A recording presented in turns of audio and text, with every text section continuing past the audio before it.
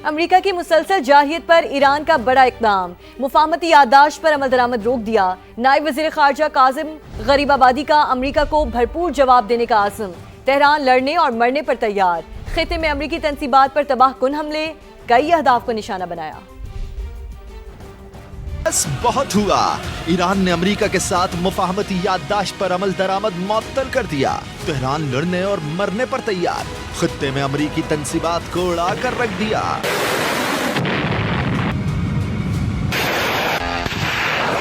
Iran के नायब वजीर खारजा कासिम गरीबाबादी कहते हैं, अमेरिका ने वादा खिलाफी की, मुआहिदे की पासदारी नहीं की, अब MOU बेअसर हो गया। हम अमेरिका के इक़दामात का जवाब देंगे।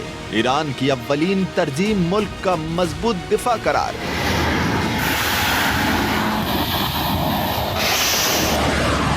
अमेरिकी हमलों पर ईरान का जवाबी ऑपरेशन नसर 2 जारी। कुवैत में अमेरिकी फौज के लॉजिस्टिक मरकज को मलियामेट कर दिया। एयरबेस का रडार सिस्टम, हैंगर और ड्रोन तंसीबात तबाह। तेहरान ने अल अहमदी बंदरगाह पर अमेरिकी बहरी बेड़े को निशाना बनाया। टेलीकम्युनिकेशन सेंटर बर्बाद हो गया। अहम तेल तंसीबात पर भी मिसाइलों की बारिश, मुतअद्दिद अफराद जख्मी। ईरान ने बहरीन के शेख ईसा एयरबेस पर भी मिसाइल दागे। अमेरिकी जंगी तैयारे निशाना बने। इंटेलिजेंस डेटा सेंटर तबाह कर दिया। ईरानी फौज का उर्दन के अल अर्ज़िक एयरबेस पर 2 अमेरिकी जंगी तैयारों को मुकम्मल तबाह और कई को नुकसान पहुंचाने का दावा। हमले में कई अमेरिकी फौजी जख्मी हुए। उधर आबनाए हुर्मुज़ में जहाज रानी मुश्किल हो गई। 2 जहाज बारूदी सुरंगों से टकरा कर तबाह हो गए। पासदाराने इनकलाब ने अमेरिकी फौजी अड्डों को जायज हदफ करार दिया। वाज़ेह किया कि जिन ममालिक में अमेरिकी अड्डे हैं वो हमारे जवाब के लिए तैयार रहें। उधर अमेरिका के ईरान पर हमले जारी, शहरी इंफ्रास्ट्रक्चर को निशाना बनाया। हुर्मुज़गान में 7 शहरी शहीद, मुतादिद जख्मी हो गए। ईरानी मीडिया के मुताबिक अमेरिकी फौज ने 3 पुलों और सुरंगों को निशाना बनाया। हमलों के बाद मुतादिद सड़कें और रास्ते बंद। जास्ट में वाटर प्लांट्स पर हमलों में 10 अफराद पानी से महरूम हो गए। यज़ शहर, अहवाज और लार में भी इंफ्रास्ट्रक्चर को निशाना बनाया गया।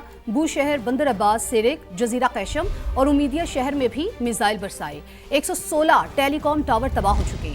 सेंटकॉम के मुताबिक हमलों का एक और सिलसिला मुकम्मल कर लिया। ईरानी बंदरगाहों पर बहरी नाकाबंदी भी मुकम्मल तौर पर नाफिज है, जबकि मशरिक़ वस्ता में 50,000 से जायद अमरीकी फौजी तैनात है जो मुकम्मल तौर पर चौकस और हर किस्म की कार्रवाई के लिए तैयार है। ईरानी वजारत सेहत के मुताबिक 6 जुलाई से जारी अमरीकी हमलों से शहादतों की तादाद 50 हो चुकी है। 500 से जायद अफराद जख्मी। तेल की आलमी मंडी इस वक्त बारूद के ढेर पर है। चिंगारी सुलग चुकी है। अमेरिका और ईरान के हमलों ने तेल की कीमतों को आग लगा रखी है। ये शोले मजीद भड़कने का इम्कान है।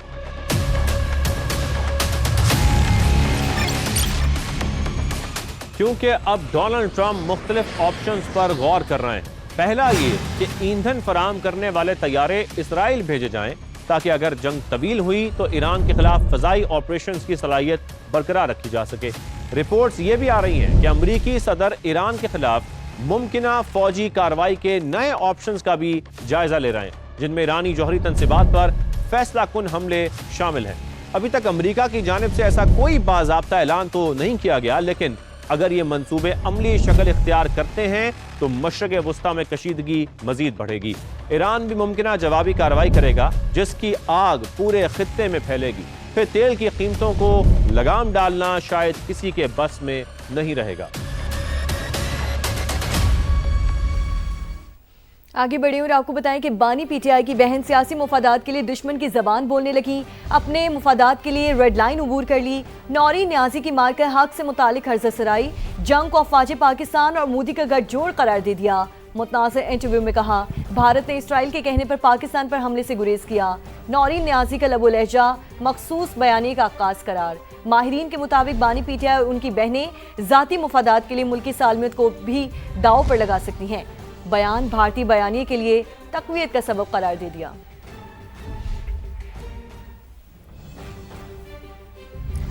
नौरीन न्याजी ने गलत बात की। दुनिया की कोई ताकत पाकिस्तान को फिक्स नहीं कर सकती। वज़ीर इत्तलात खैबर पख्तूनख्वा शफी जान का रद्द-ए-अमल। प्रोग्राम मेरे सवाल में गुफ्तगू करते हुए कहा कि पाकिस्तान के एक इंच की हिफाजत हमारी कौमी जिम्मेदारी है। पाकिस्तान को दुनिया की कोई ताकत फिक्स नहीं कर सकता। पाकिस्तान की एक इंच तो फिर नौरीन न्याजी ने गलत कहा ना, हिफाजत है वो हमारी कौमी जिम्मेदारी है। तो फिर नौरीन न्याजी ने गलत कहा ना। अगर मैं उनका इंटरव्यू देख लूं तो फिर मैं बेहतर कमेंट कर पाऊंगा अबसार साहब। मैंने आपसे सवाल पूछा था कि मोदी 2 मिनट में पाकिस्तान को खत्म कर सकता था, उसने नहीं किया। नौरीन नियाजी ये कह रही हैं, ये सही कह रही हैं, गलत कह रही हैं? छोड़े इसे। नहीं, मैंने तो इसकी नफी कर दी। नौरीन नियाजी गलत कह रही है, बात कही है। बानी पीटीआई की बहन नौरीन नियाजी का पाकिस्तान मुखालिफ बयान, मगर चेयरमैन पीटीआई ने शोहदा को पाकिस्तान का फख्र करार दिया है। बैरिस्टर गौहर की मौलाना फजल रहमान के मुतनाज़ बयान की मुखालिफत, बोले आज़ाद कश्मीर इंतखाबात का बॉयकॉट खत्म करने के लिए तजवीज़ ज़ेर गौर है, पार्लिमानी पार्टी के सामने मामला रखेंगे। मौलाना साहब बड़े ज़ीरक सियासतदान है और हम तो पहले कोशिश करते रहे कि वो हमारे साथ अलायंस का भी हिस्सा हो, और हमने एक जॉइंट अपोजिशन की भी कोशिश की और असम्बली के फ्लोर पे भी हम ले रहे हैं। जहाँ तक उनकी शहदा से रिलेटेड स्टेटमेंट है उसके साथ तो हम मुतफिक नहीं है। शहदा पे हम सियासत नहीं करना चाह रहे। शहदा के बारे में दो टोक फैसला है कि शहदा हमारे हैं, वो हमारे फ़ख्र है, वो हमारे हीरो हैं। बॉयकाट का फैसला आज भी हमारा वही है कि हमारा बॉयकाट पर फैसला है। अलबत्ता हमारे पास सजेशन ज़रूर आई हैं, कुछ लोगों की तरफ से सजेशन आई है कि इस फैसले को रिव्यू करें, तो उसको पॉलिटिकल कमेटी के सामने, और जो हमारा बोर्ड बना हुआ है, अपीलेट बोर्ड बना है, और मेन जो बोर्ड था जिसने टिकट अवार्ड करने के लिए हमें रिकमेंडेशंस देनी थी, उनसे सलाह मशवरा करेंगे। अगर वहाँ के हालात चेंज हो जाएंगे तो हम ज़रूर रिव्यू करेंगे। सानिया ज़ियारत के लवाहिकीन और हुकूमत के दरमियान मुआहिदा तय पा गया।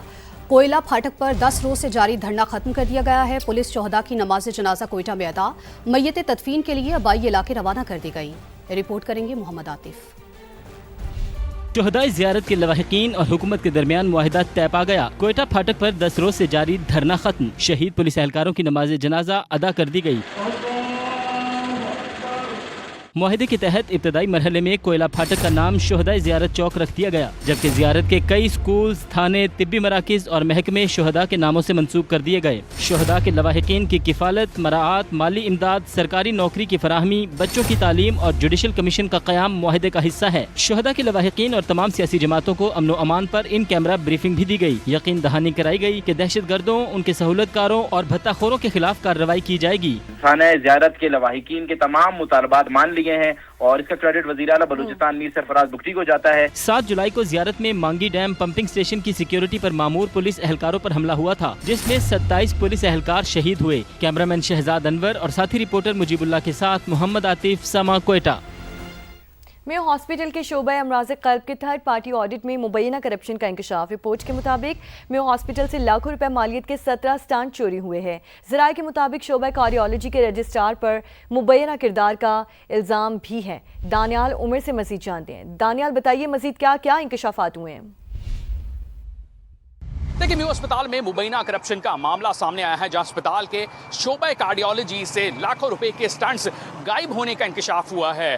थर्ड पार्टी की ऑडिट रिपोर्ट में इस बात का इंकशाफ हुआ है कि तकरीबन 3000 से ज़ायद स्टंट्स प्रोक्योर किए गए थे। उनमें से 17 स्टंट्स ऐसे हैं जिनका कोई भी रिकॉर्ड मौजूद नहीं है। अस्पताल ने इस मामले के ऊपर अब तहकीकात का भी आगाज़ कर दिया है, जबकि अस्पताल ज़राए का यह मौक़िफ़ है कि जो शोबा कार्डियोलॉजी के रजिस्ट्रार हैं उन्होंने मुबैना तौर पर ये स्टंट्स गायब किए, चोरी किए और साथ ही साथ इनको निजी अस्पतालों में फ़रोख्त भी किया गया।